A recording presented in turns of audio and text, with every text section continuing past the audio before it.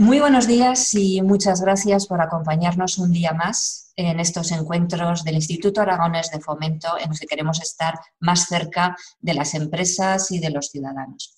Hoy vamos a tratar uno de los temas de primera actualidad.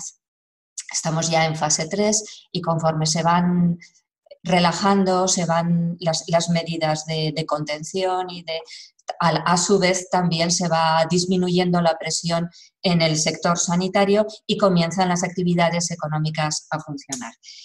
Y esta es en estos momentos la preocupación, pues sin dejar de estar en el tema sanitario, también se va poco a poco trasladando al ámbito económico. Hoy, en nuestros encuentros con referentes, vamos a contar con la economía que viene y con dos personas responsables, en este caso Antonio Martínez, director financiero de Ibercaja. Buenos días, Antonio.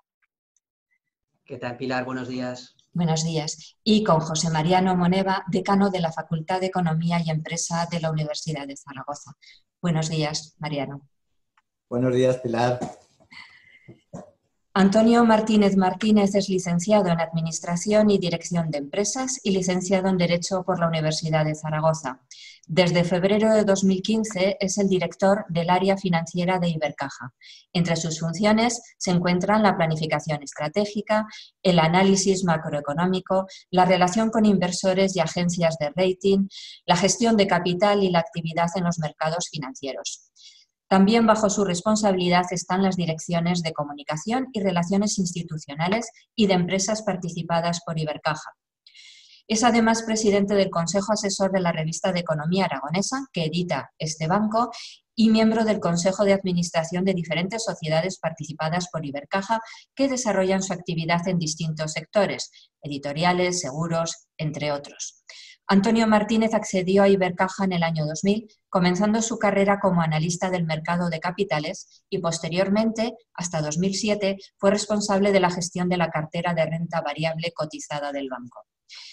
En este año 2007 fue nombrado director de la Secretaría Técnica, función de staff del CEO del banco, siendo responsable durante esta etapa del desarrollo de la estrategia a largo plazo de la entidad. Durante el periodo comprendido entre julio de 2013 y octubre de 2014, formó parte del equipo designado para liderar el proyecto de integración del grupo Banco Caja 3 dentro de Ibercaja. En febrero de 2015 fue nombrado subdirector de la entidad y en marzo de 2017, en la actualidad, es subdirector general de Ibercaja. José Mariano Moneva Abadía es decano de la Facultad de Economía y Empresas de la Universidad de Zaragoza. Catedrático del Departamento de Contabilidad y Finanzas, es actualmente, como he dicho, decano de la Facultad de Economía y Empresa, en la que ha desempeñado otras funciones como vicedecano, presidente de la Comisión de Garantías de Grado de Administración y Dirección de Empresas y coordinador de la Cátedra BSH Electrodomésticos España en Innovación. Además, ha sido miembro de la Comisión Técnica Estrategia Universidad 2015 del Ministerio de Educación. Como investigador, está especializado en los ámbitos de responsabilidad social corporativa y de sostenibilidad, materias en las que es investigador principal en numerosos proyectos tanto públicos como privados. Autor de numerosos trabajos de investigación, es miembro del Consejo Científico de varias revistas relevantes y evaluador de publicaciones internacionales y también nacionales. Entre otras actividades, es coordinador de la Comisión de Responsabilidad Social Corporativa de la Asociación Española de Contabilidad y Administración de Empresas, miembro del Consejo Directivo de Registro de Economistas Docentes e Investigadores, y ha sido representante español en el Sustainability Policy Group de la Federación Española de Auditores y consejero externo de la revisión Grupo 3 del Global Reporting Initiative. Muchas gracias a ambos por participar en estos foros y cuando queráis podéis empezar. Adelante. Pues muchas gracias, Pilar. Si os parece, empiezo por mi parte. Y quería empezar agradeciendo a la propia Pilar, también a Jesús, a IAF, en definitiva, por un lado, por esta iniciativa que creemos tan interesante, de crear un foro en el que compartir ideas, pensamientos en momentos tan convulsos como los actuales, y por otro lado, por contar con Ibercaja, en este caso conmigo, para tratar de contribuir con nuestro granito de arena. Por lo tanto, enhorabuena por la iniciativa y muchísimas gracias por contar con nosotros. Para mí es un placer estar aquí y compartir cartel con José Mariano, uno de los economistas más reputados que tenemos en Aragón, y dicen que dime con quién andas y te diré quién eres, pues encantadísimo de compartir foro con él. Y por supuesto, gracias a todos los que estáis al otro lado de las pantallas por el tiempo que nos ofrecéis, que esperamos sea de utilidad para todos. Voy a tratar de compartir una presentación, espero que funcione todo bien, para ayudar a transmitir los mensajes que queremos destacar. Aquí.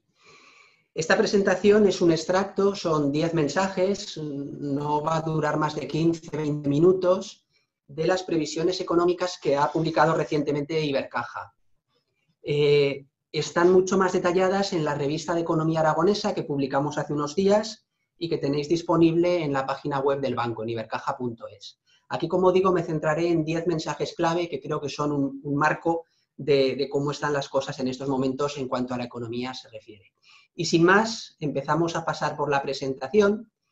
Y el primero de los mensajes es que ante todo y por encima de todo, antes que de economía, estamos hablando de una crisis sanitaria global. Y decimos esto porque no solo porque la salud es lo más importante y todos desgraciadamente conocemos el peaje que esta crisis sanitaria ha tenido en vidas humanas, sino porque vemos que hay un cierto debate entre salud y economía y nosotros creemos que ese debate está bastante desenfocado. No solo porque la salud es lo primero, sino porque no hay peor escenario para la economía que una economía que salgamos descontrolados de esta pandemia y recaigamos en algún momento de los próximos meses y tengamos que volver a medidas de restricción de movimientos y confinamiento. Por lo tanto, es verdad que tenemos que intentar salir, desescalar, como se dice ahora, de la manera más ágil posible. En nuestras estimaciones, cada mes que se retrasa la vuelta a la normalidad supone una caída adicional de 1 punto de PIB, es mucho dinero, pero es verdad que más que rápido hay que salir bien, hay que salir de una manera ordenada, porque el escenario más catastrófico para las perspectivas económicas de los próximos trimestres sería el de una recaída. Por lo tanto, primero de todo, crisis sanitaria, máxima prioridad, no hay ninguna duda, el control de la pandemia. En segundo lugar, el segundo mensaje, y muy relacionado con el primero, es que estamos en una situación que ninguno habíamos vivido, una situación muy inédita. Tenemos una crisis económica que va a ser muy fuerte, provocada por un virus, que es algo a lo que no nos habíamos enfrentado en el pasado. Hay pocos precedentes a los que agarrarse. Lo que sí que podemos afirmar es que la tendencia que teníamos antes del virus ya no vale. Es decir, el COVID-19, hablando de economía exclusivamente, no es un fenómeno pasajero, que más pronto o más tarde vamos a volver a la economía que teníamos antes. Como veis en el gráfico de la izquierda, era la evolución del PIB español y en rojito al final las expectativas que teníamos para este PIB antes del virus. Y bueno, sabéis que la economía es una ciencia muy inercial, es relativamente sencillo prever lo que va a hacer la economía porque en la mayor parte de los años hay una tendencia, hay una inercia. Y veíamos una desaceleración, pero suave, incluso con un pequeño rebote para 2021. Esto con el virus ha saltado por los aires. Hay que romper todos los pronósticos anteriores porque ya no tienen ninguna validez. ¿Y qué es lo nuevo? Pues aquí es donde nos enfrentamos a unos niveles de incertidumbre inéditos. Siempre cuando hablas de estimaciones de futuro, hay incertidumbre, por definición. El futuro no está escrito, nadie sabe cómo va a ser. Pero en este momento, si cabe, esa incertidumbre es mucho mayor. A la derecha, veis ahí señalado 2020, son las estimaciones que acaba de sacar esta semana el Banco de España. Y para 2020 veis que dibuja un escenario en el que podríamos caer un 9%, pero también dibuja otro escenario en el que podríamos caer un 15%. 6 puntos porcentuales de diferencia. Esto es totalmente inusual.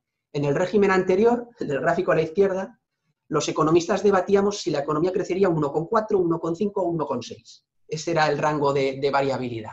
Ahora estamos hablando de muchos puntos porcentuales. Y la razón principal es que el origen de esta crisis no es puramente económico, es sanitario. Y como nadie sabe realmente si el virus va a volver o no va a volver, con qué intensidad, qué va a pasar, pues la variabilidad de los escenarios es más alta que nunca. Con lo cual, segundo mensaje, extraordinaria incertidumbre. Pero en cualquier caso, impacto estructural en la economía. No es un fenómeno pasajero este del virus. El tercer mensaje trata de bajar un poco al terreno el anterior, porque es verdad que hay mucha incertidumbre, pero también es verdad, y en este caso desgraciadamente, que hay cosas que ya sabemos con certeza, y es que este año 2020 vamos a tener la mayor recesión a nivel global que se recuerde. El gráfico que veis en esta página empieza en 1980, son 40 años, pero si empezara más atrás la fotografía sería la misma, es del FMI, y veis como las previsiones que hizo en abril son de una caída del menos 3% del PIB global que no tienen parangón.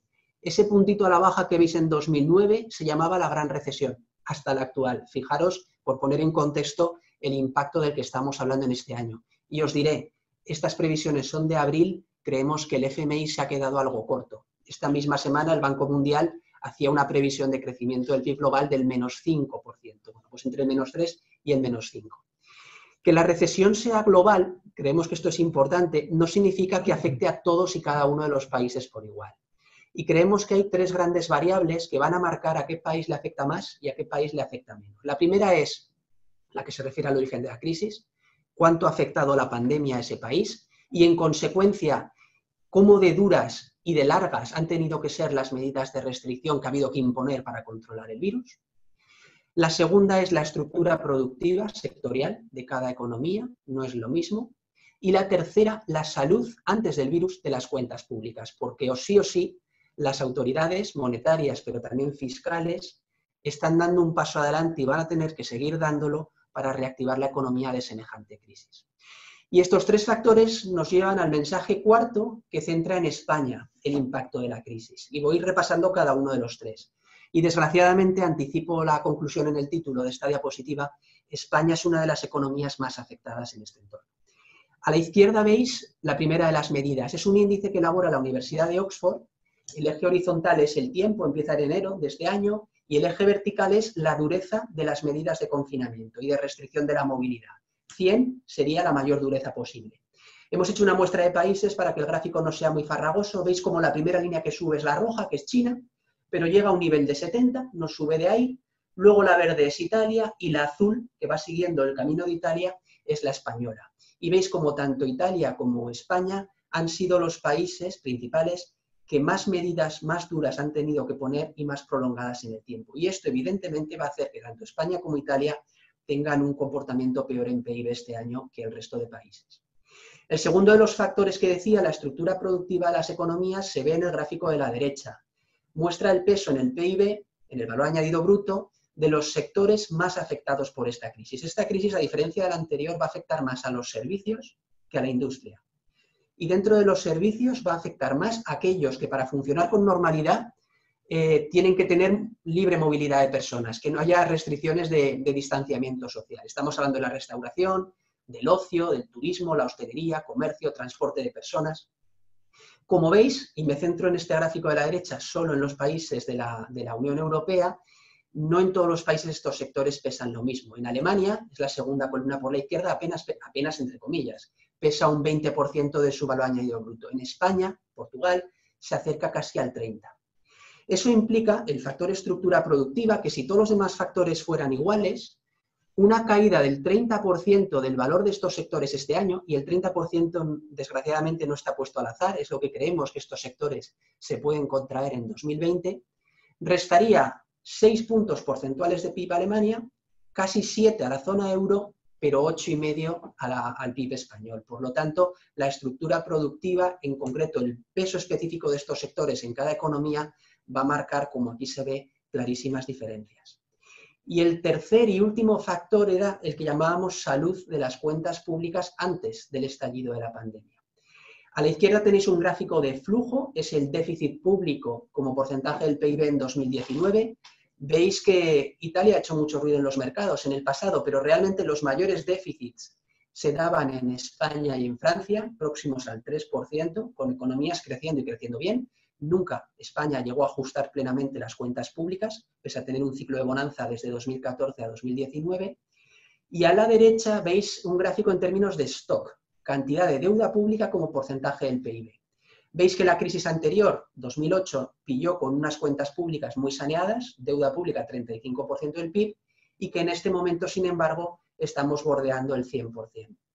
Evidentemente, todo lo que se está haciendo y todo lo que se va a hacer para salir de la crisis, que en nuestra opinión es absolutamente necesario, va a tener un peaje en la salud de las cuentas públicas adicional. Creemos que el déficit público este año español se puede acercar al 15%, 13-15%, y la deuda pública saltará hasta niveles próximos al 120% del PIB. Hay que hacerlo, pero como decía mi madre, el dinero no crece en los árboles, no es gratis lo que se va a hacer, aunque hay que hacerlo, y esto supondrá un reto a futuro para volver a reconducir estos niveles de déficit y de deuda. Pero lo que quería decir como mensaje conceptual en esta hoja es que no todos los gobiernos tienen el mismo pulmón para implantar medidas de apoyo para salir de esta crisis. Los gobiernos que entraron con economías más saneadas pueden hacer programas fiscales más expansivos, los que lo hicieron con cuentas más estresadas, un poquito menos. O en otras palabras, dependemos mucho más de la ayuda de la Unión Europea. Y cerrando este mensaje 4 con este repaso a las 3 variables que hemos hecho para el caso español, llegamos a las expectativas de PIB que tenemos para España para este año y para el que viene. Están puestas aquí trimestral, veréis que estamos viviendo ahora el peor momento de la crisis, segundo trimestre, el PIB puede caer en torno a un 20%, no lo habíamos visto en la vida, esperamos no volverlo a ver en la vida, porque en tiempos de paz es inédito caer tanto. En el conjunto del año 2020, la caída del PIB será, estimamos, de en torno al menos 11%. Bien es verdad, y este mensaje me lleva a la siguiente diapositiva ya, que ya en 2021 prevemos una recuperación bastante vigorosa de la economía española. Estamos previendo un crecimiento del 8%, lo que haría que a finales del 21 habríamos recuperado ya en torno a 2/3 del PIB que desgraciadamente vamos a perder en este ejercicio.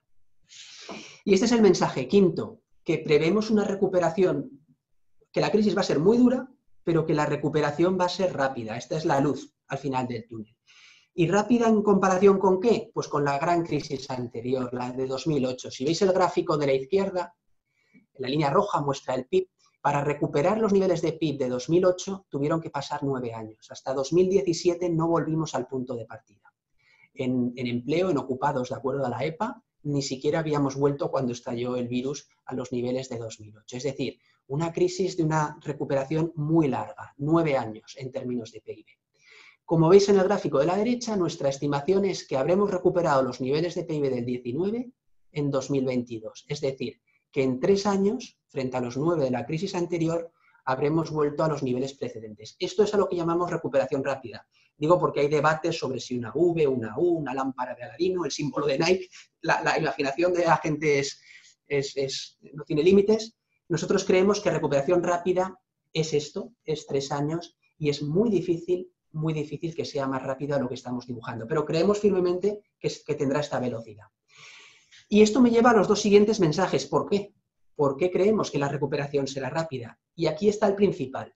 Creemos que la economía española hoy es mucho más estable y competitiva que en el año 2008, que entramos en mejor estado de forma. El gráfico de la izquierda es un poco chillón en términos de colores, pero es bastante ilustrativo, es lo que llamamos el cuadro de desequilibrios. Y voy a ir un poquito por los principales indicadores, empezando por el primero de arriba. España entró en 2008 con una burbuja inmobiliaria de narices, un sector totalmente sobredimensionado. En el máximo del ciclo pesaba casi el 12% del PIB. Hoy no llega a la mitad de ese peso, el 5,7%. En 2008 se iniciaban 900.000 viviendas, hoy 100.000. Los precios medios de la vivienda en España hoy, ajustados por la inflación, todavía están un 30% por debajo de los máximos del ciclo anterior. No hay una burbuja inmobiliaria, no hay un exceso ni en el sector inmobiliario ni en ningún otro que haya que digerir. Y esto es fundamental para explicar las diferencias en el ritmo de velocidad. Segundo indicador, la balanza por cuenta corriente. España crecía con muy poca productividad, era muy poco competitiva, crecía con el ladrillo. Y eso se traducía en unos déficits por cuenta corriente cercanos al 10%. España tenía que endeudarse con el exterior cada año en unos niveles monstruosos. El año pasado el superávit de la balanza por cuenta corriente fue de casi el 2%.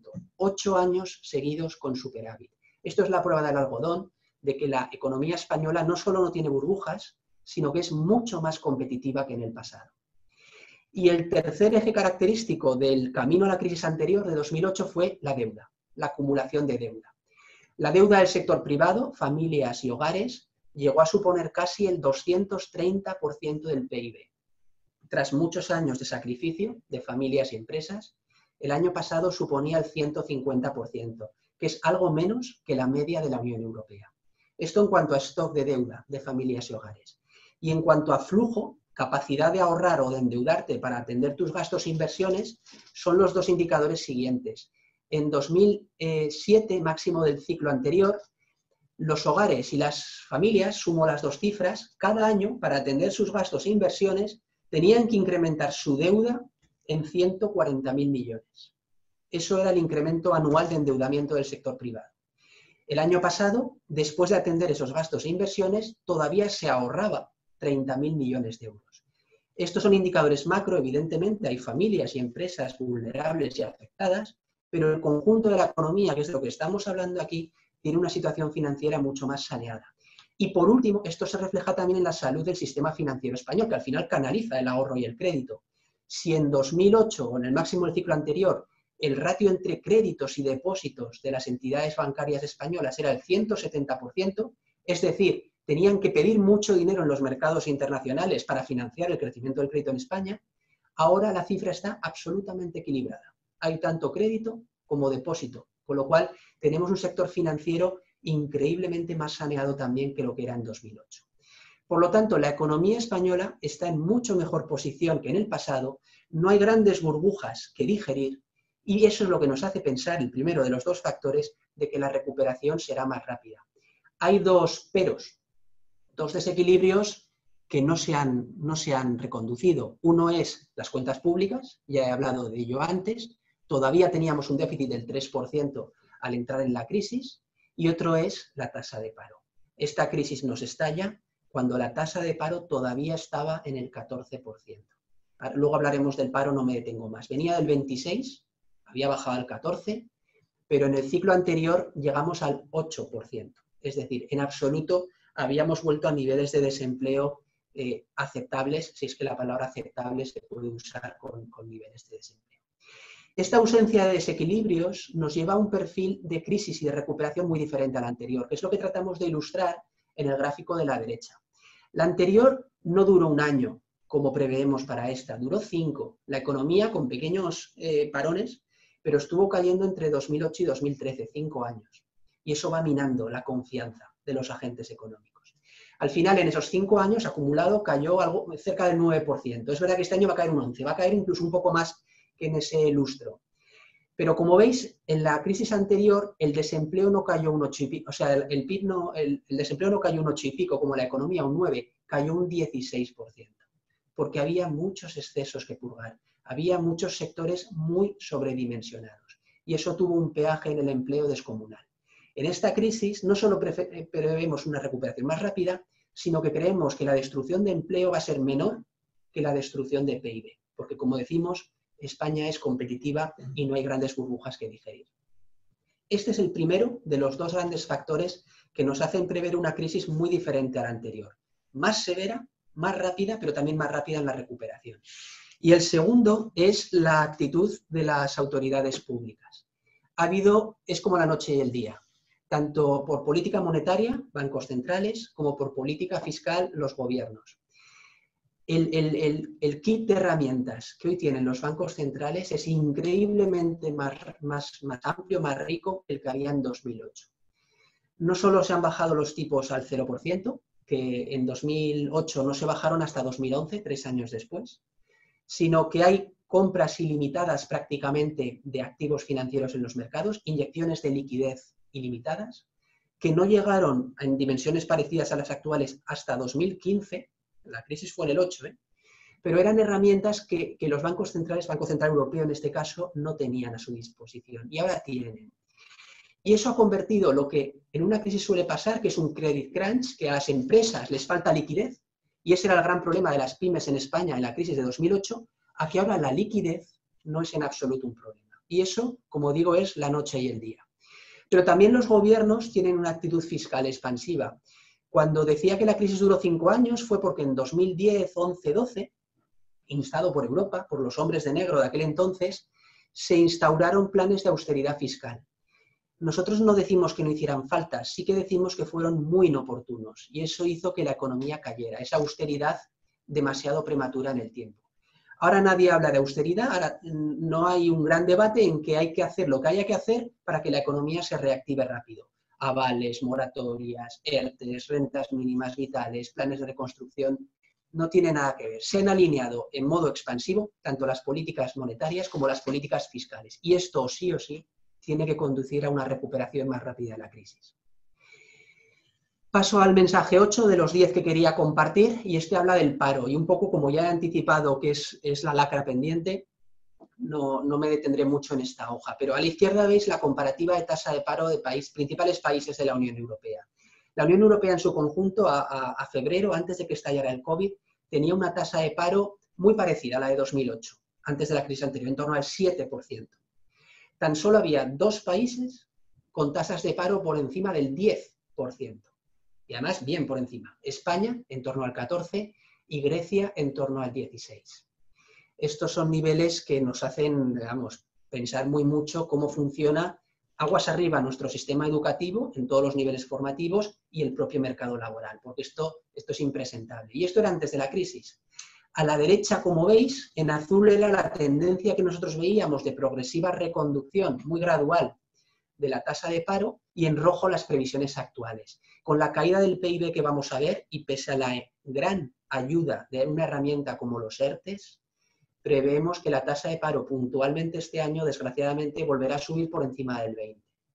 Y es verdad que se reconducirá, y a nivel español, en el 2021, en media, debería estar en torno al 18%, acabando hacia caminos del 16%.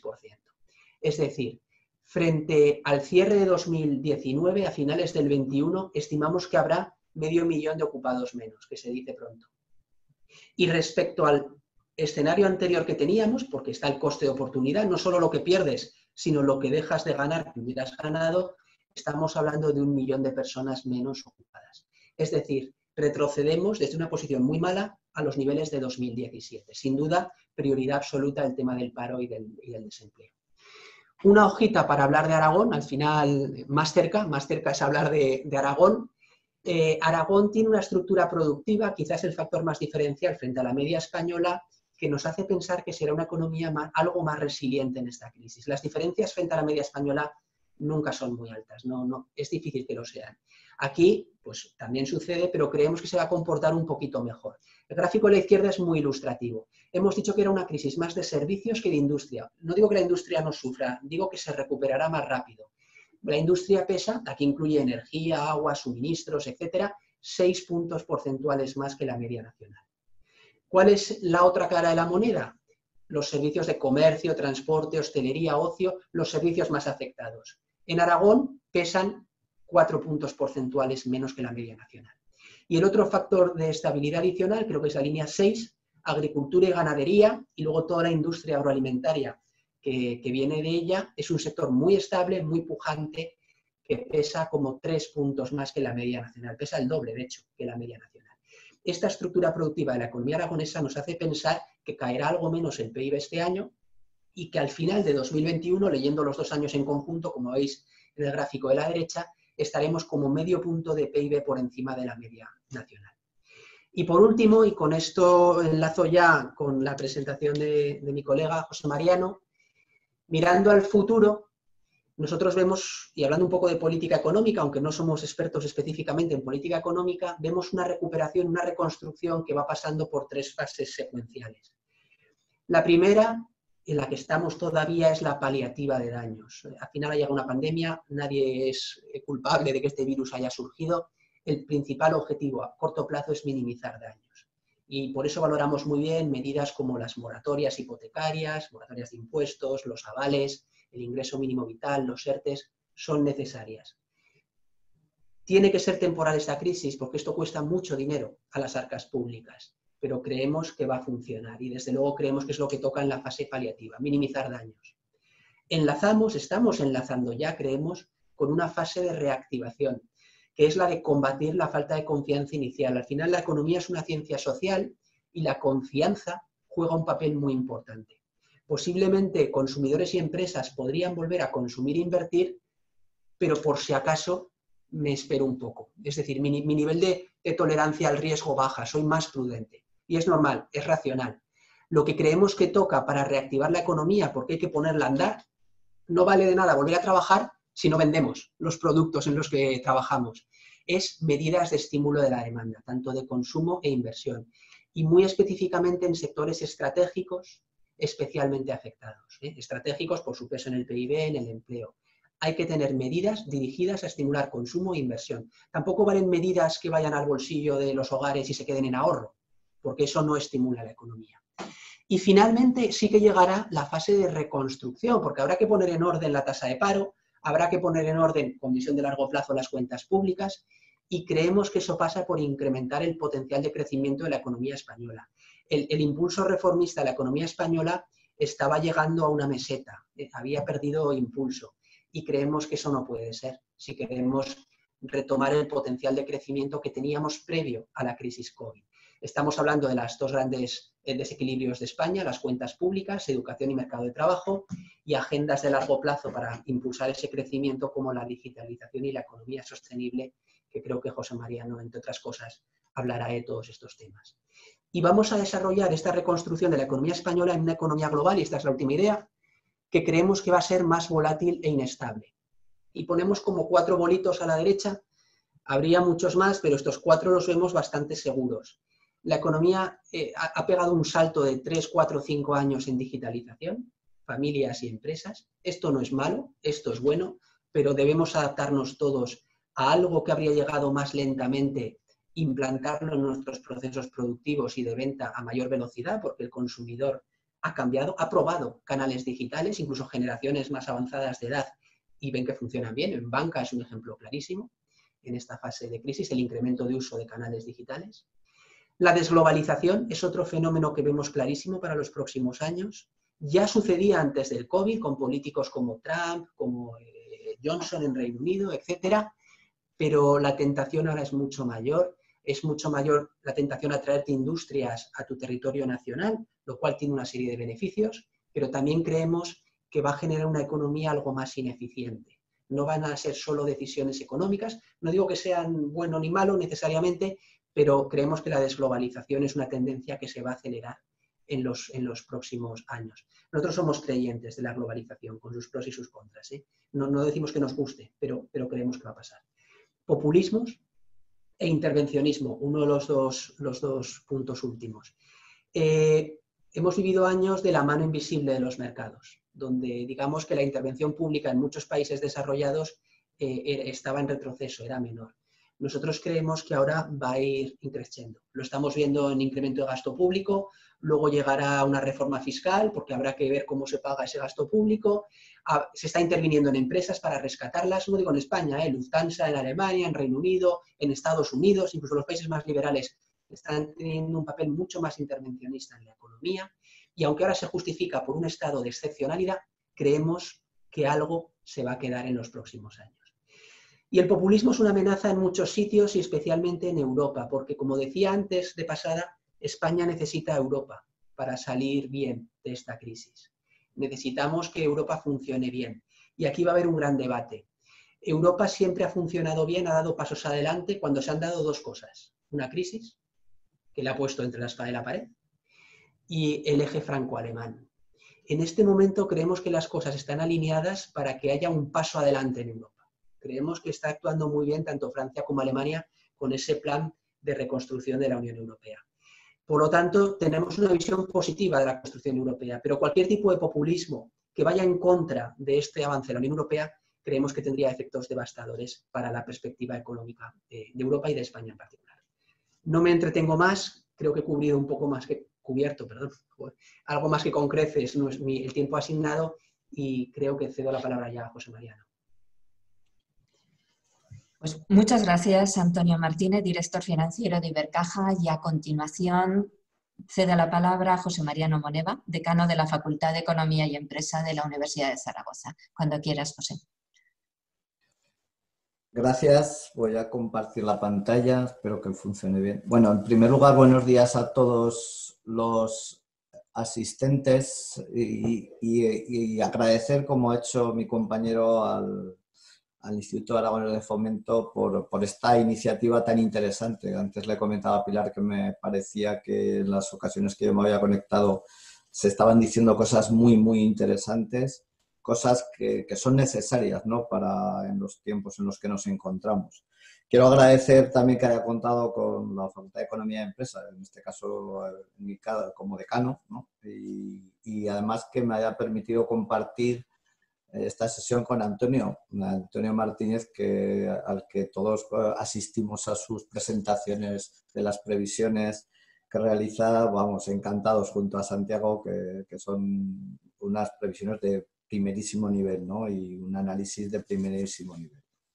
Bueno, en mi caso, pues justo habíamos hablado un poquito con Antonio a ver lo que hacíamos, y cuando miramos las presentaciones que teníamos, pues resulta que eran casi complementarias. Yo voy a insistir en algunas cosas pequeñas. No voy a dar tantos datos porque los datos los ha manejado precisamente, y casi voy a hacer más una serie de reflexiones, ¿no?, en este sentido.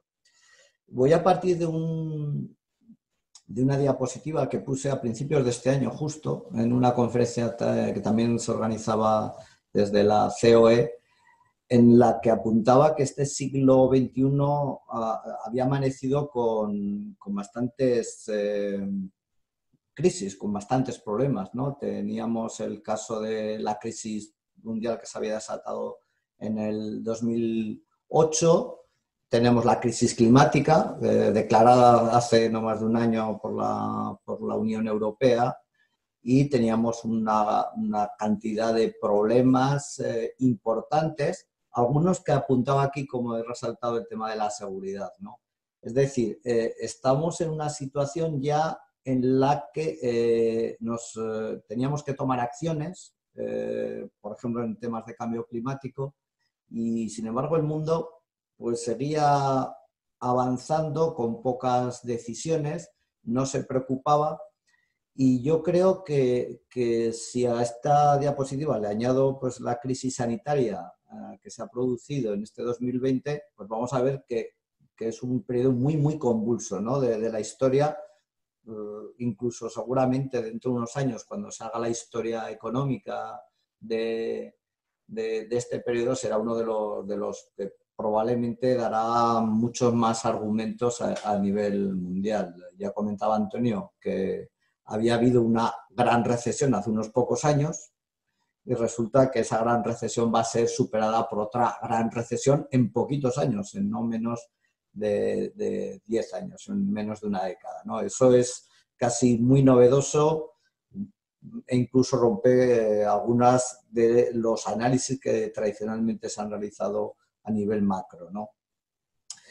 En este sentido, lo que tenemos que observar es, en primer lugar, qué efectos está produciendo el COVID. Algunos ya los ha comentado Antonio.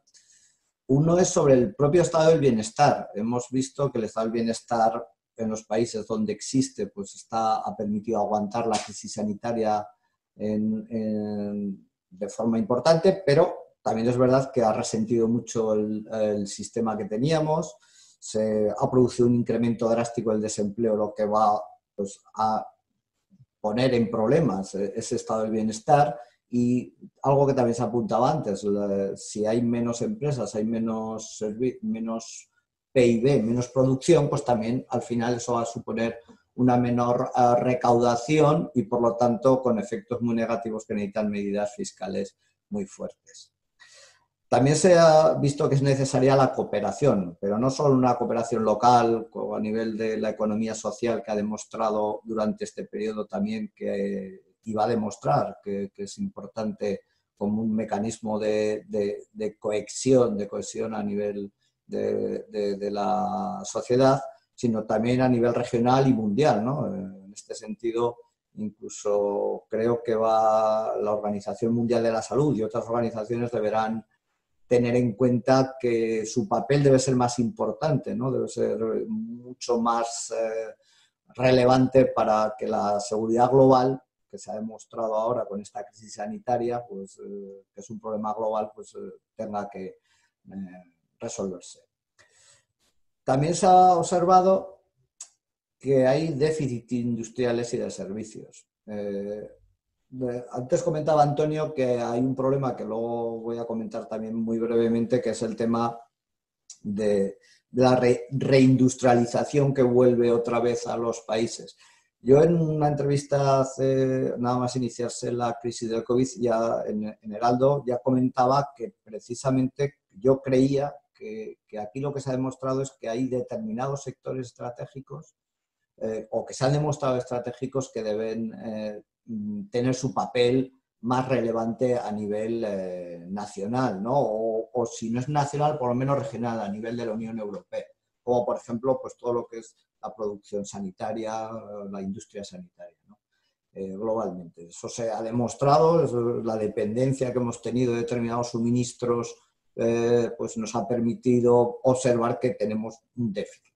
Pero también nos ha puesto de manifiesto que una sobredependencia del turismo, de un tipo de turismo, en este caso, en algunos casos, en algunos lugares de España, muy basado en una gran cantidad de personas, pues a lo mejor resulta que eso tenemos que empezar a trabajar para que este turismo sea mucho más orientado a un servicio orientado a la situación en la que nos estamos desenvolviendo. Y una tercera situación en la que nos hemos encontrado, especialmente en España, es la investigación y el desarrollo, y la innovación, que es la I pequeñita. Hemos demostrado y se está demostrando que no se invierte lo suficiente. Y ya no digo desde el punto de vista público, que también lo tiene que hacer el sector público, la investigación, pero también desde el sector privado. La investigación, el desarrollo y la innovación tiene que ser algo importantísimo, es algo que hemos señalado que aquí nos falta, ¿eh? Simplemente hemos tenido que empezar a lanzar, a buscar a nuestros mejores investigadores, que los tenemos, para intentar lanzar nuevos proyectos, ¿no? Hay otros países que sí, también evidentemente a nivel europeo pues ha demostrado una cierta falta en algunos sectores como el sanitario, pero si esto lo analizamos desde un punto de vista global, la investigación y el desarrollo y la innovación en nuestro país especialmente tiene un nivel muy, muy bajo. También los efectos que pueden generar a nivel más global el COVID, pues también se pueden poner de manifiesto. Por ejemplo, seguramente se va a producir un incremento de las asimetrías, las desigualdades. Por ejemplo, a nivel mundial, los datos de la OIT nos dicen que 2.000 millones de trabajadores trabajan en el sector informal, es decir, de los que tienen que salir cada día a buscarse la comida, ¿no? Es un 6,2% en el empleo global. Eso es un problema que el COVID va a generar en muchas zonas, ¿no? Pues como está produciéndose en zonas de Latinoamérica especialmente, ¿no? Entonces, esto va a tener que suponer también, por otra parte, los países ricos como España o la Unión Europea pues van a necesitar fondos de reconstrucción para mantener ese estado de bienestar, y esto puede afectar a los recursos necesarios para el desarrollo de otros países. Por lo tanto, probablemente vamos a tener aquí un efecto en los próximos años otra vez de falta de recursos para el desarrollo, porque a nivel local o regional pues tenemos que solventar los problemas. También, como apuntaba Antonio, vamos a observar probablemente más policentrismo, es decir, todas las grandes zonas mundiales, Estados Unidos, China, la Unión Europea, Sudeste Asiático, van a competir más porque evidentemente algunos de los sectores van a irse a las zonas, van a volver a la Unión Europea, por ejemplo, y eso va a suponer pues, una competencia que se va a trasladar pues, probablemente en una desglobalización, como indicaba Antonio, ¿no? Que es lo que indico en el tercer punto. Las industrias probablemente van a necesitar estar más cerca, algunos sectores, por ejemplo el sector sanitario, pero de otro lado lo que también tenemos que pensar es que el sector servicios, o sea, algún tipo de sector servicios, también va a sufrir el efecto contrario. Si ya había algunos sectores que eran globales, pues ahora probablemente eso se va a incrementar en algunos casos. ¿Cuáles son las grandes tendencias que yo opino? Estas son reflexiones personales que necesita la economía. El primero, pues como siempre voy a hablar de mi libro, ¿no? De la sostenibilidad.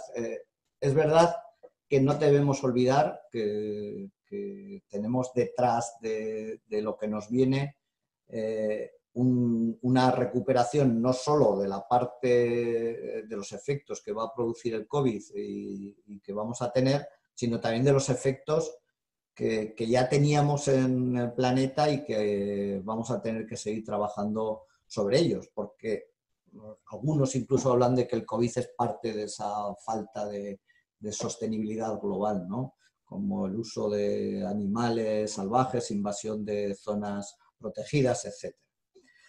En este caso, pues está claro que aspectos como la economía circular o la transición energética van a ser esenciales para poder salir adelante, ¿no? También va a ser una oportunidad.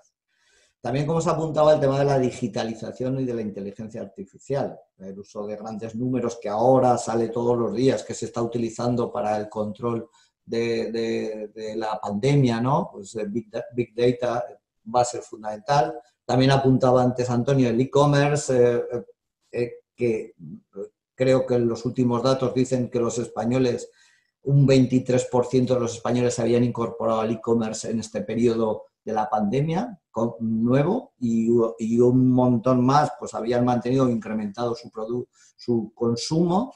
Esto quiere decir que el e-commerce pues, probablemente ha venido ya para quedarse, ¿no? Porque una vez que se compra, pues a veces pues ya casi la inercia se mantiene.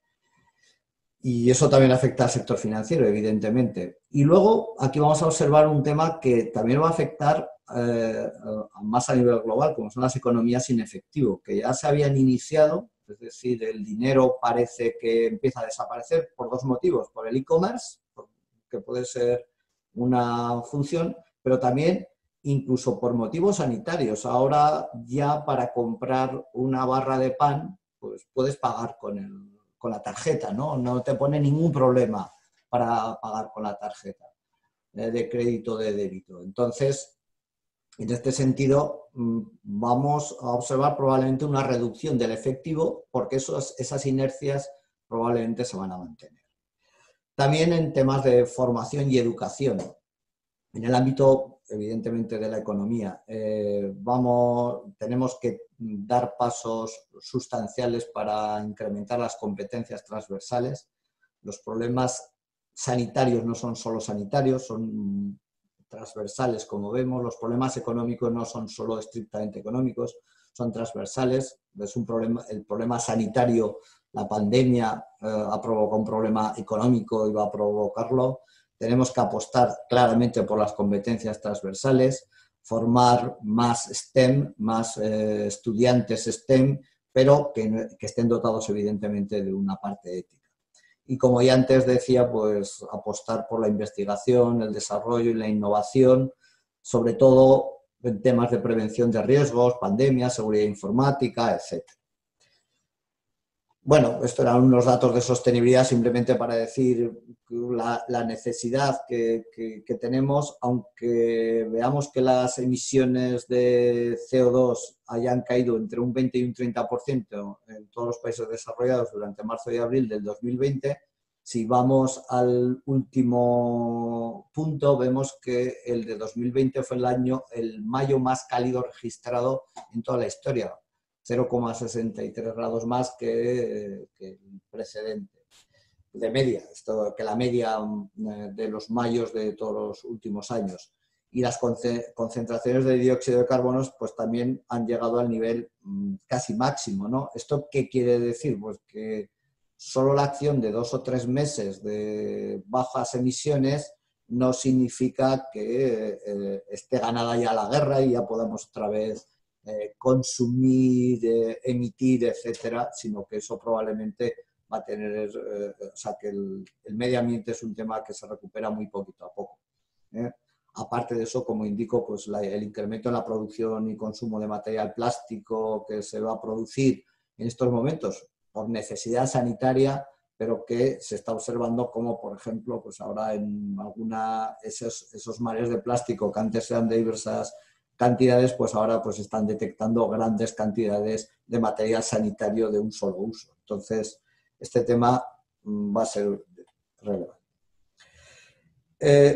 Yo también, mirando un poquito por ahí, pues a nivel de modelos económicos, tenemos que pensar que va a haber que a lo mejor recuperar, pensar o repensar algunos de ellos, ¿no? Antes hablaba Antonio de la resiliencia, ¿no? La verdad es que hay algunos enfoques económicos, modelos económicos, que probablemente va a haber que revisitar, ¿no? Y va a haber que revisitar porque eso nos va a importar. La historia, en algunos modelos económicos como el Path Dependence o el Querch Economics, señala que la historia es importante. Entonces, ahí apuntábamos que nosotros tenemos, como el país o incluso como comunidad autónoma, pues tenemos una historia. Esa historia probablemente va a ser parte de esa recuperación, de esa resiliencia que vamos a tener que tener. Además de las economías de aglomeración, cuya tendencia en estos últimos años eran las más importantes, es decir, la urbanización del mundo, que parecía que era lo que generaba mejores economías a nivel global, y abandonar los territorios, eso pues ya vemos que sobre todo en los países en desarrollo nos ha demostrado, pero a nivel local, nacional, vemos que las economías precisamente de no aglomeración son las que van a mantener durante el próximo periodo la fortaleza que tenemos. Y por supuesto la economía colaborativa. Si en estos momentos hemos visto que simplemente para elaborar mascarillas, que es una cuestión chiquitita, pues la colaboración ha sido fundamental, o para elaborar hidrogeles, etcétera, pues evidentemente la colaboración en general, sea para todos los aspectos que sea, va a ser importantísimo. En la empresa, pues la empresa, por supuesto que va a incrementar la automatización, tanto en lo que es en la industria como en los servicios, ¿no? El uso de la inteligencia artificial en los servicios va a ser esencial, es un tema de futuro. Estos días me han llegado infinidad de conferencias sobre inteligencia artificial en diversos servicios. El trabajo a distancia, el trabajo, yo lo llamo a distancia, se le llama teletrabajo, que tiene sus cosas positivas, en este caso sanitariamente tiene sus cosas positivas, pero también sabemos que este es un mecanismo que puede incrementar precisamente lo que se ha hecho con la industria, la deslocalización industrial, pues puede provocar el trabajo a distancia también la deslocalización del trabajo, ¿no? Del empleo, lo que es un riesgo en el sentido de que hay que trabajar para que ese trabajo a distancia cumpla las condiciones más adecuadas de las garantías, los derechos se mantengan, etc. Pero que eso tampoco suponga una deslocalización. Como he señalado varias veces, el tema de la I+D va a ser esencial. Muchas empresas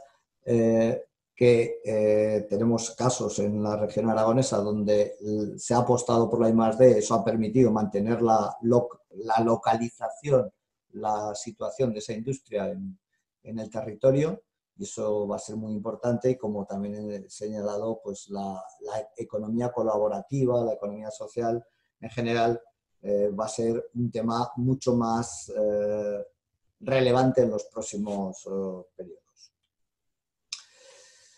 En relación, ya acabando, sectores que van a ser, en mi opinión, vuelvo a decir, es mi opinión, importantes, pues yo creo que todos los sectores tradicionales siempre, por supuesto, sujetos a innovación van a ser importantes. Se ha demostrado, la agricultura, la ganadería se ha demostrado como muy, muy relevante. Evidentemente tendrá que seguir innovando. La automación, que en nuestro territorio, en nuestra comunidad autónoma es fundamental, evidentemente va a ser también importante. Además ha avanzado mucho en temas de innovación, pero va a tener que seguir, porque también es verdad que la automación basada en el siglo XX pues no va a ser la automación del siglo XXI. Por supuesto, el sector financiero, que va a sufrir transformación, evidentemente, ya como hemos dicho, todo lo que es la economía sin efectivo, el e-commerce, etcétera, pues va a ser fundamental. O el sector energético, que es un sector tradicional, pero que va a tener que transformarse hacia un sector no basado tanto en el carbón como actualmente, sino en otros sectores, en otras energías alternativas. El sector asistencial y sanitario, pues lamentablemente por la situación que hemos producido, pero me alegro de que sea un sector por el que se vaya a apostar, ¿no? Es fundamental. En estos momentos hemos visto que es fundamental para mantener una situación económica buena, tener un buen sector asistencial y sanitario.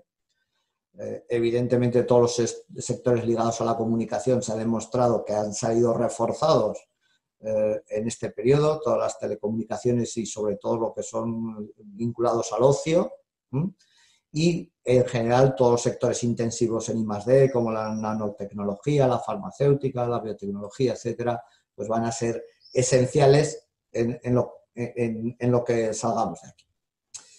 Bueno, simplemente suelo acabar con esta frase y la verdad es que esta era una frase de un ecologista en la que se refería pues, a la pérdida de un planeta muerto en temas ecológicos. También hemos tenido una situación muy, muy lamentable y aún estamos en ella, ¿no?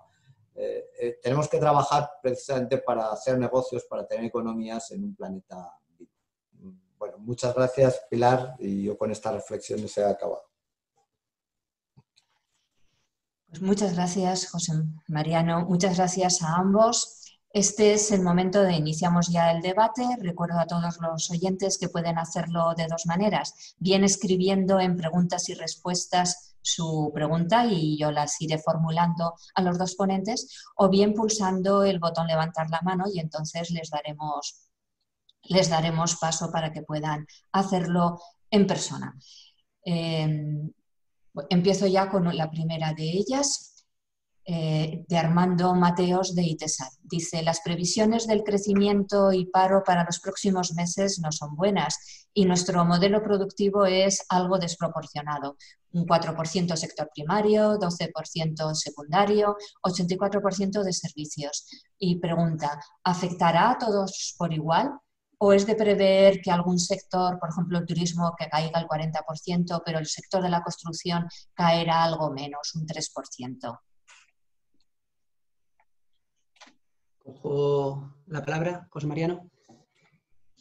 Pues sí, efectivamente, creemos que no va a afectar a todos los sectores por igual. Un poco, lo que he dicho en la revista Economía Aragonesa, de hecho, tienen un detalle de cómo lo vemos. La estructura de España y de todas las economías desarrolladas es muy de servicios, eso es así, y no es malo, es consustancial a una economía desarrollada.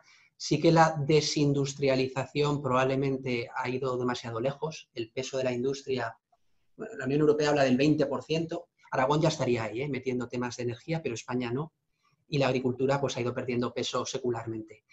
En cuanto a la afectación, pues hablo de efecto combinado 2021, ¿vale? Final del 21 versus final del 19.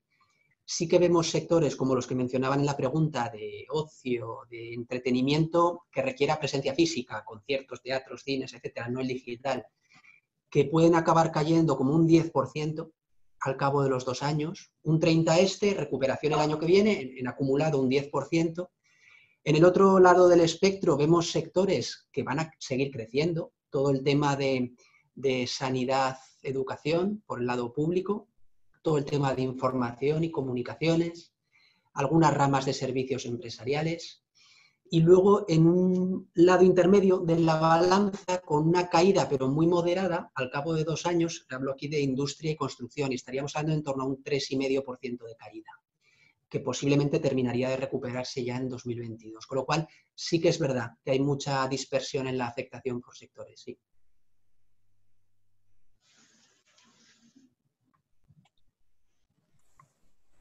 Bueno, yo en este sentido, con las cifras que ya vimos, que nos presentó Antonio, realmente los sectores van a sufrir más, como indicaba en mi presentación el tema, los que están más cercanos al ciudadano, que necesitan más presencia, ¿no?, física del ciudadano y sobre todo más masificación, ¿no?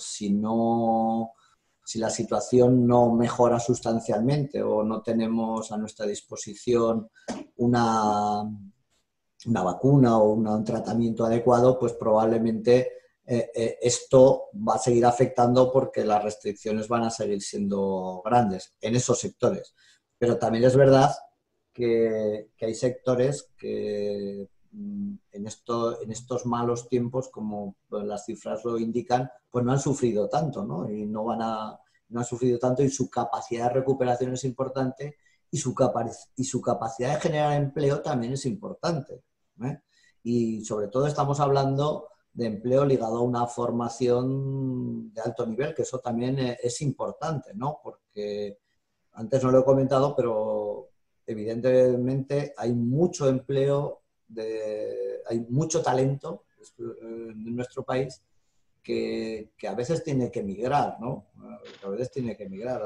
Hace poco me estabas diciendo una chica que aquí nos estaba comentando que de las mejores ofertas que estaba recibiendo para irse, una persona con 4 idiomas, con una carrera STEM, etcétera, pues que la tenía fuera, ¿no?, fuera de nuestro país. A lo mejor resulta que está la oportunidad para intentar retener también talento que también es necesario, ¿no?, que yo creo que es necesario. Entonces, evidentemente las afecciones van a ser importantes en sectores, pero hay otros sectores que tienen una capacidad, y yo creo que es importante.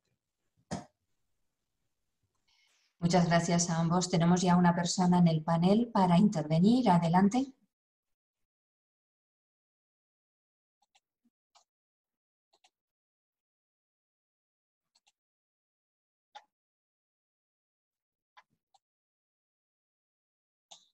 Si hay una persona con un móvil que no está identificada, puedes intervenir. No sé si nos está escuchando ahora.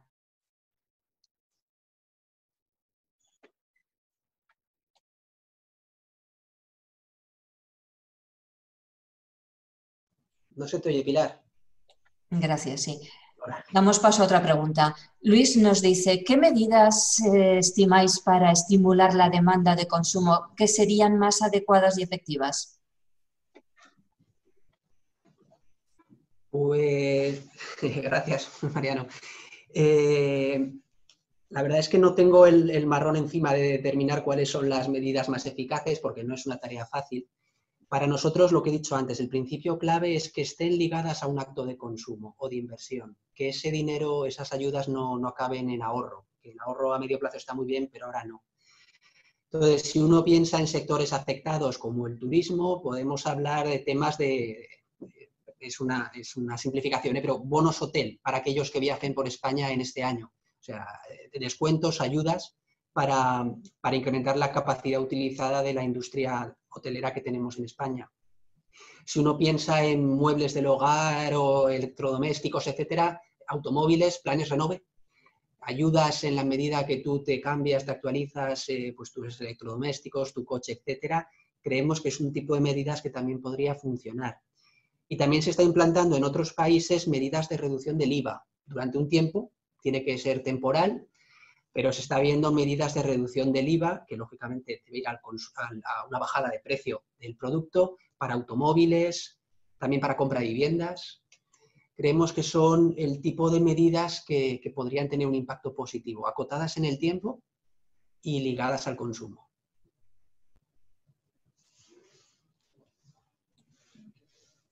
Sí, yo creo que también, creo que hay países como Alemania que están ajustando ligeramente el IVA para que también se incremente el consumo en determinados sectores. Es lo importante no solo es también el consumo por sí mismo, como he anticipado, sino que ese consumo esté ligado a lo que ya tenemos, ¿no? Como se ha dicho, al turismo, que tenemos capacidad productiva, a sectores en los que podemos salir reforzados, porque si también incrementamos sustancialmente el consumo en otros bienes que a lo mejor pues, no nos afectan tan positivamente en este sentido, pues a lo mejor resulta que no es lo más adecuado. Si queremos una recuperación, sería bueno que eso afectara todo en lo que somos fuertes, ¿no? Para intentar salir adelante más rápidamente. Eso no significa que no esté en contra de consumir de otros sitios, ¿no? Pero que es importante en estos momentos tomar decisiones que nos vengan, que eso puede ser a nivel regional, que en este sentido a nivel de la Unión Europea, no tiene por qué ser un refuerzo solo de la ciudad de Zaragoza o de una zona, sino que tenga que ser, pero que esté marcado dentro de esas políticas económicas. Muchas gracias. Juan Escorihuela, alumno de grado de Economía, dice: ante una situación de aumento notable en el paro, consecuencia de una crisis sanitaria, ¿es la flexibilización del mercado de trabajo una solución factible para adecuar mejor oferta y demanda de empleo? ¿O por el contrario, sería necesario aumentar las rigideces en este mercado para mitigar el impacto actual?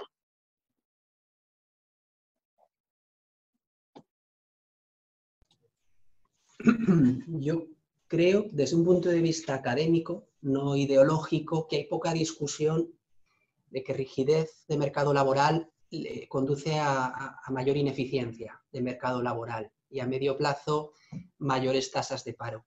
El mercado laboral hoy es algo más flexible que el que teníamos en 2008. En 2008 era más rígido y eso no impidió que se destruyeran en aquel entonces 3,5 millones de empleos, porque no había otras medidas de flexibilización temporal, salarial, etcétera, como sí que tenemos ahora, y por lo tanto todo el ajuste fue a lo bruto en desempleo.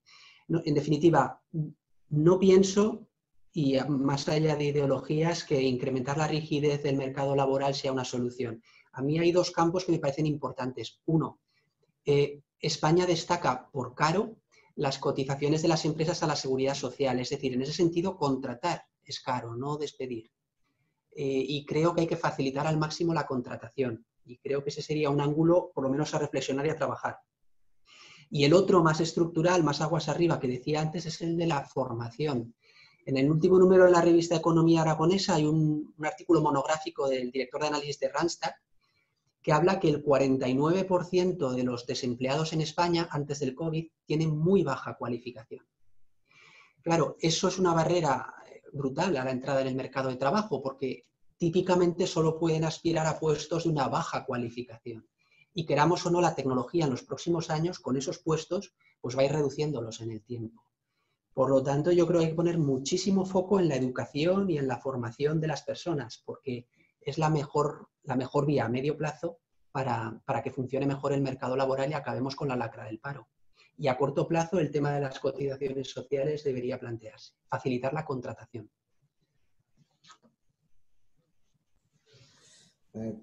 Casi de acuerdo en gran parte con lo que dice Antonio. Yo creo que la clave en estos momentos para tener un mercado de trabajo adecuado sería tener, en primer lugar, también un conjunto de personas bien formadas, ¿no? Y en este sentido, aunque en España hay una gran cantidad de personas que tienen título universitario, que podríamos decir que es el top level, sí que es verdad que hay una parte del mercado que no tiene formación, que siempre ha quedado lastrado, ¿no? Como lo que siempre se ha dicho, la formación profesional, ¿no? Entonces, en ese sentido, yo creo que hay que apostar por la formación, sobre todo allí, porque evidentemente las personas que no tengan una formación en algún ámbito, pues van a tener difícil acceder a cualquier mercado de trabajo. Evidentemente va a ser en puestos en los que evidentemente el salario es más bajo, ¿no? Entonces, pues en ese sentido es importante. Y lo que sí que también es importante, yo creo que es que el sector público actúe como controlador, ¿no?, de situaciones en las que puedan plantearse circunstancias de desigualdad o de desprotección del trabajador, ¿no? Eso es fundamental, esa es mi opinión. Muchas gracias. Un espectador nos dice: en vuestra exposición habéis dado a entender que celebráis las medidas monetarias y fiscales implementadas por los gobiernos y bancos centrales. Sin embargo, los niveles de deuda pública en los países occidentales no dejan de crecer, y especialmente en España, con déficits estructurales, esclavizando a nuevas generaciones futuras por incrementos mínimos del PIB. ¿No consideráis que el modelo de intervencionismo en la economía está agotado?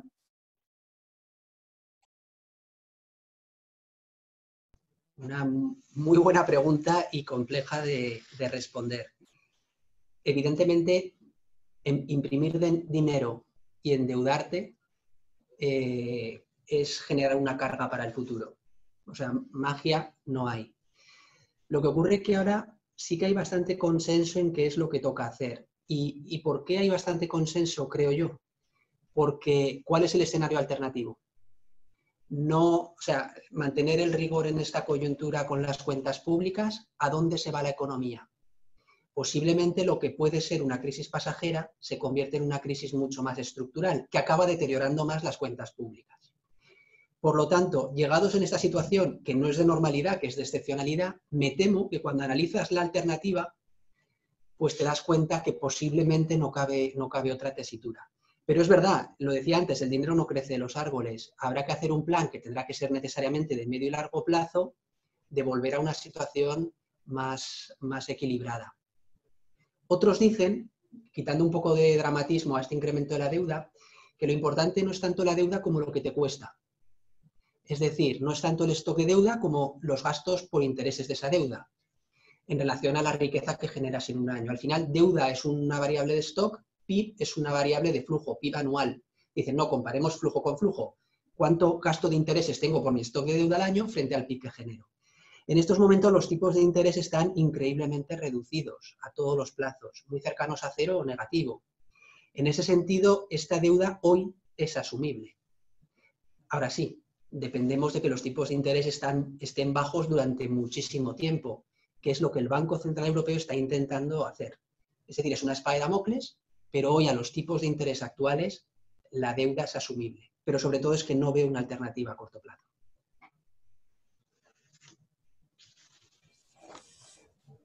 Yo, en mi opinión, no es que celebre, es que creo que es imprescindible, ¿no? En estos momentos no podemos pensar en que haya más deuda, menos deuda. Eso es como cuando en una familia pues no tenemos suficientes ahorros para atender una situación de emergencia médica, por ejemplo, grave, que tenemos que acudir a un determinado ámbito o una circunstancia excepcional, y lo primero que tenemos que hacer es solventar ese problema, ¿no? Por lo tanto, no nos importa endeudarnos mucho o poco, que ese endeudamiento a lo mejor pueda quedar para la familia cuando uno se queda después, sino que lo importante es resolver el problema. Yo creo que en estos momentos tenemos que pensar en eso. Las disciplinas fiscales, el intervencionismo al que se aludía, yo creo que es un discurso en otro momento, ¿no? En estos momentos, como se dice, países como Alemania, Estados Unidos, es que Estados Unidos ha dado a las familias dinero. Es decir, países donde el intervencionismo es muy pobre, se están dando grandes pasos porque lo primero ahora es resolver el problema. Luego, cuando la situación probablemente esté más estabilizada, que puede ser, esperemos, como se indican las previsiones, en un par de años, a partir de entonces sí que se puede empezar a ver si las políticas tienen que ser más o menos intervencionistas en función de la situación. Gracias a ambos. Natalia Torres cita las ayudas y los préstamos ICO que se han convocado y a los sectores asistencial, turismo sanitario y los laboratorios para las nuevas medidas para combatir el COVID. Pregunta, ¿cuáles son los factores, a vuestro juicio, de economía sostenible?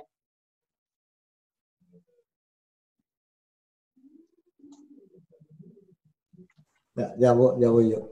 Se refiere a la sostenibilidad de la economía, entiendo, ¿no? Sí, entiendo. ¿Qué factores se entienden para tener una economía sostenible? No solamente sectores, sino factores.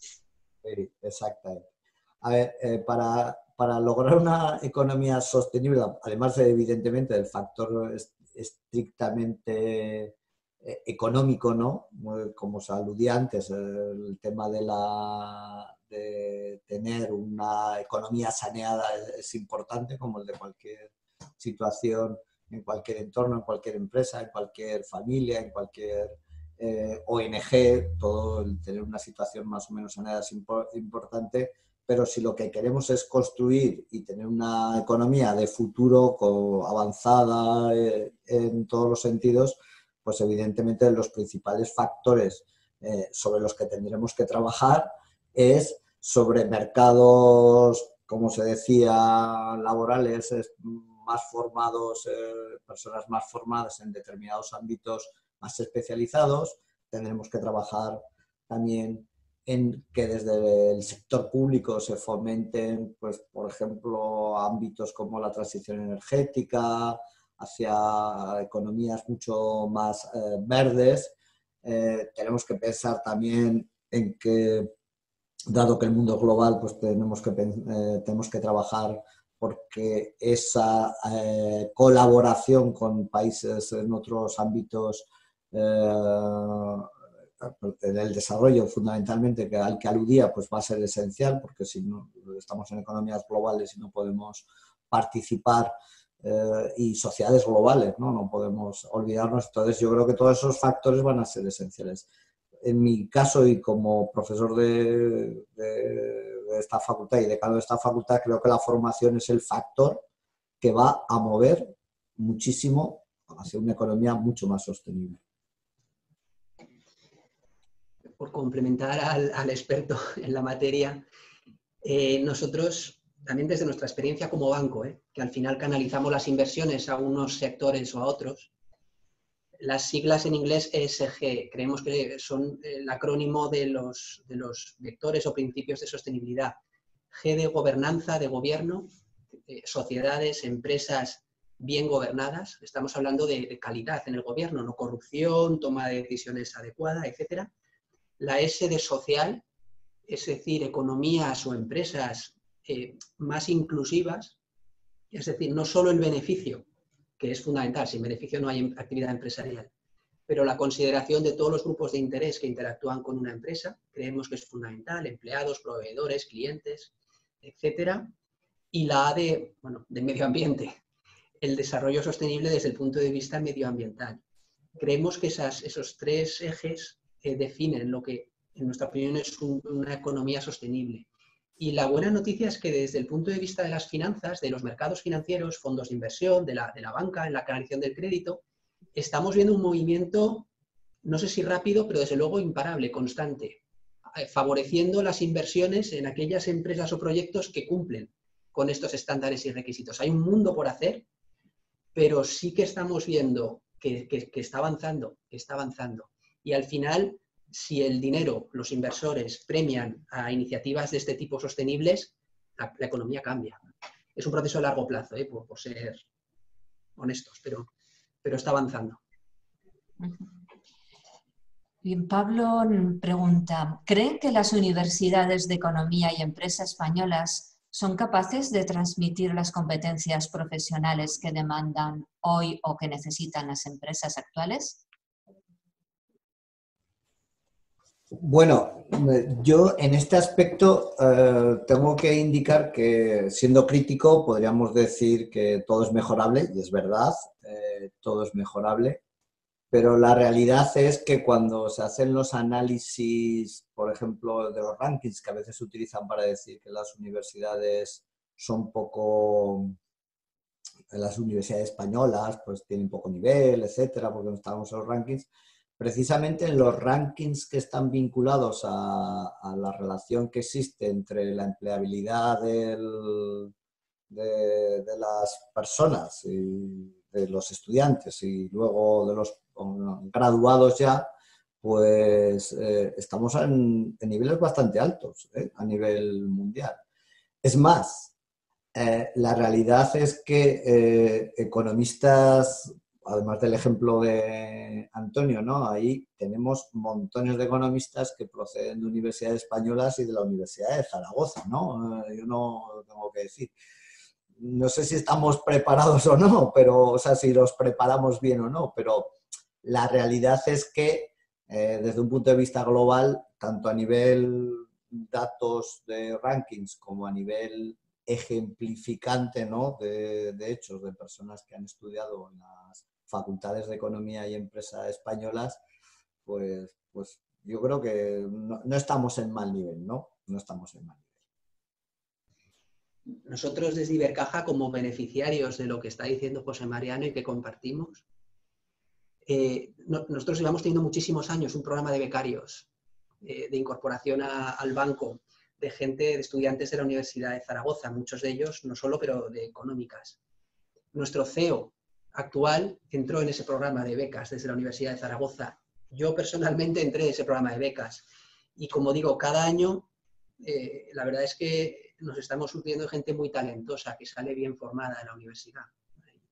El espíritu de excelencia que dice José Mariano siempre se puede mejorar, pero lo cierto es que hay frutos.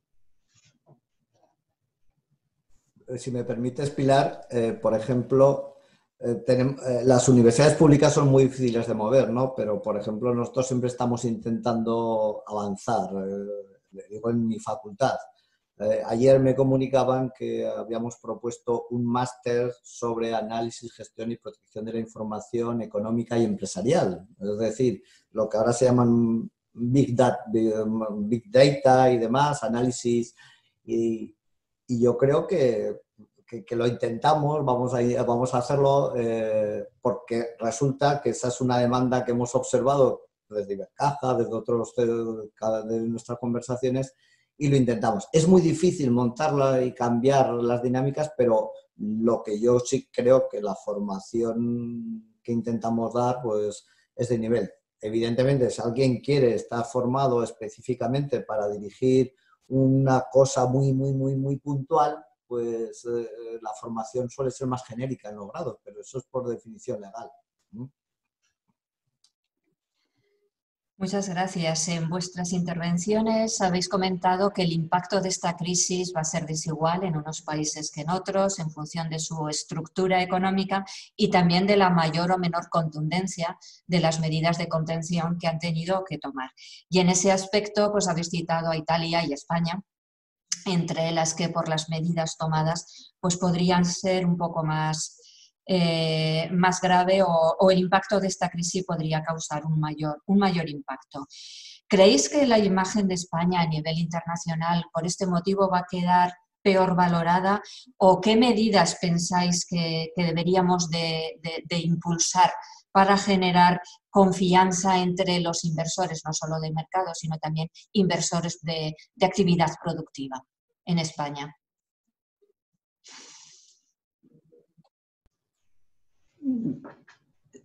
La verdad es que no percibimos que haya un impacto estructural en la imagen de España en el exterior, derivado de esto. Evidentemente ahora pues un turista para venir a España pues como que le da más reparo.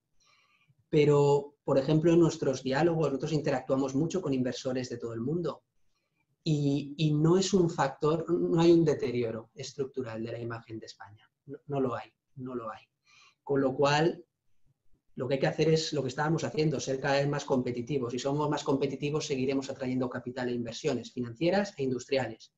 Pero de verdad, si hubiéramos visto algo lo diría igualmente, no creemos que esta crisis traiga un peaje estructural de imagen a la economía española.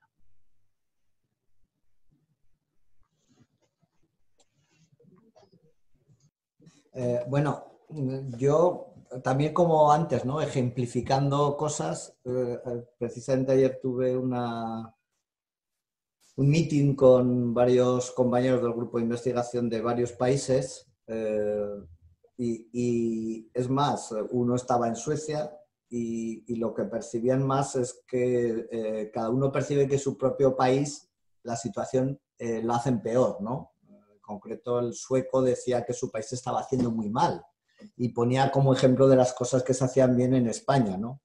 Diciendo, bueno, es que aquí nos han dejado libertad y demás y ahora resulta que las medidas las toman a partir de ahora, ¿no? Pues, tardaron mucho en el cierre de universidades, por ejemplo, y ahora pues van a aplicar medidas más drásticas para el cierre, para el primer semestre del año que viene, ¿no? Quiero decir que eso, a título de ejemplificación, España no está más dañada que otra. Otra cosa es que no se pueda viajar a España por el tema del turismo, ¿no? Que en estos momentos, pero probablemente se abrirá y la gente vendrá, ¿no? El turista vendrá. Sí que hay países que su imagen ha quedado mucho más dañada, ¿no? Porque, pues tipo Estados Unidos, Brasil, México, ¿no? Países en los que desde el principio no se ha decidido no hacer nada o muy poca cosa, ¿no? Entonces, eso sí que es verdad que yo lo percibo, insisto, pues, de esa reunión que tuve ahí a título particular, pero y de los comentarios que surgían en ese sentido. Pero que supongo que se puede generalizar, porque estas personas también están ahí leyendo su prensa, leyendo sus comentarios, etc. Pues muchas gracias, hemos llegado ya al final de nuestro tiempo. Recuerdo a todos los oyentes que esta tarde estará colgada en la página web aragonempresa.com, la página dentro de la página del IAF, también pueden acceder, los vídeos de estas intervenciones. Y para acabar os voy a pedir una última opinión, en realidad es casi doble. ¿Podríais decirnos, en vuestro juicio, qué lección sacáis, así como a modo de síntesis, qué lección sacáis de esta crisis? Y una pregunta, ¿será 2021 de reactivación económica? ¿Empezaremos ya la reactivación o habrá que esperar, como están diciendo también algunos medios de comunicación, a otro año más, a 2022? Yo, por mi parte, en cuanto a la lección, me salgo de economía, que es disfrutar la vida, disfrutar el presente, porque cosas que crees que no pueden pasar a veces pasan y te hacen cambiar el orden de prioridades. Con lo cual, yo creo que la principal lección no es de economía, es de vida, y es eso, disfrutar el presente. Y como he dicho antes, sí, 2021 será año de clara recuperación. Y cuando ya ves que las cosas van hacia arriba, el estado de ánimo es otro. Es mucho mejor que cuando una crisis dura 5 años y no le ves el final. Por lo cual sí. José. Sí. Bueno, yo aquí tenía apuntado para contestarte algo no igual, pero parecido a lo que decía Antonio. Yo me salgo también de la economía. Yo sabes que soy un fan de la ciencia ficción, un friki de la ciencia ficción, y simplemente decir que todo lo que parece irreal al final puede cumplirse, ¿no? Entonces, tanto a nivel de películas o en el caso de la lectura de la ciencia ficción esto ocurre, esto se ha planteado, ¿no? Entonces, como bien dice, lo que tenemos que saber es que somos más débiles de lo que nos creemos, ¿no? Y que somos más vulnerables de lo que creemos, aunque tengamos mucho dinero, tengamos poco dinero, seamos más fuertes físicamente o menos fuertes físicamente, somos muy vulnerables, ¿no? Entonces, eso es lo importante, saberlo, conocerlo, y luego pues esperar eso, que el 21 sí que sea sobre todo que ese pesimismo que en estos momentos existe se transforme al menos en un ligero optimismo global. Eso es lo que yo esperaría. Porque el optimismo mejora la economía, la sociedad, y eso es lo más importante en estos momentos. Recuperarnos todos, porque todos estamos un poco pesimistas, más o menos pesimistas, y que pasemos a ser más o menos optimistas, ¿no? Eso es lo que me gustaría, y yo creo que la tendencia es esa, que parece que va a llegar a eso. Pues muchísimas gracias, Antonio Martínez, director financiero de Ibercaja, y José Mariano Moneva, decano de la Facultad de Economía y Empresa de la Universidad de Zaragoza, por compartir con nosotros y con los oyentes vuestras experiencias y como referentes en economía. A todos los oyentes, muchísimas gracias una vez más por participar con nosotros. Mañana os esperamos en un nuevo encuentro, en esta ocasión dedicado a la logística y las comunicaciones en Aragón. Hasta pronto. Muchas gracias.